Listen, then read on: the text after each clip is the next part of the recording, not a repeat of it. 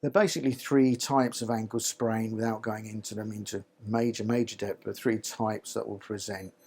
And each one of these ankle sprains can basically be divided up into three grades.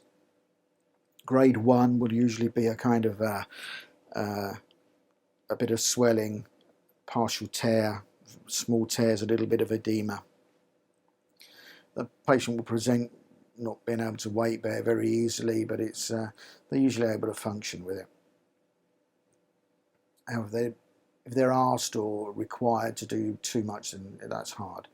A grade 2 is far worse. It's quite a few more fibres torn, a lot more edema, a lot more swelling, a lot more bruising, a lot less weight bearing, and often the patient is unable to function or move or walk around without some sort of assistance.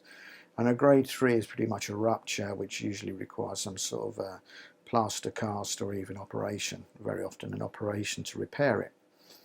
So they're the three grades of basic ankle sprains. And the ankle sprains themselves, there's one that's very common, which is the inversion sprain, whereby the foot, if this is the lateral, the outside aspect of the leg, this is the medial or inner aspect of the leg. Basically, the foot rolls inwards in this direction.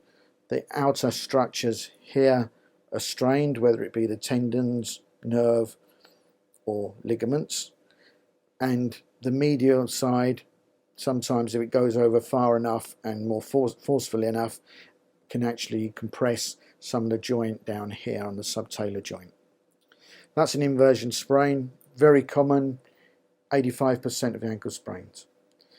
A less common ankle sprain is the eversion ankle sprain, where basically the foot rolls out in this direction. So this part is coming up. The medial structures are strained and the lateral structures are compressed. What happens is because of the medial ligament or the deltoid ligament, which is a huge, great ligament, the damage to this usually has to be quite forceful. Indeed, very, very traumatic more often than not. Sometimes, often in football, I've seen a few of them when I worked in football, and it was basically people coming through on the lateral side, forcing the leg around like this and then tearing it. But you can get these tears. They can be quite painful. They can cause some sort of element of tarsal tunnel syndrome, which we'd spoken about in a previous vlog. A less common ankle sprain is the high ankle sprain, whereby the tibia and the fibula rotate in this direction, inwards, this way, while the foot rotates that way. And this basically results in the ligaments, possibly even a distraction of the interosseous membrane between the fibula and the tibia, both anteriorly and posteriorly.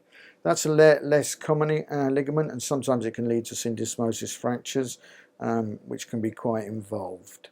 So they're the main types of ankle sprain. Bear in mind that with any ankle sprain, there's going to be a timeline. They're going to come in the acute phase, and it's going to be very painful, non-weight bearing, not able to move and do certain things. But what happens when 6 or 7 months down the line, the patient's still complaining of this ankle sprain? It happened 6 months ago, but there isn't really anything to show for it. Or even if there is a little tear, that often isn't the problem. Then you may need to consider the other structures, whether it be the superficial peroneal nerve, or possibly some of the joints, or the joints unable to move, or the biomechanics of the joint not working.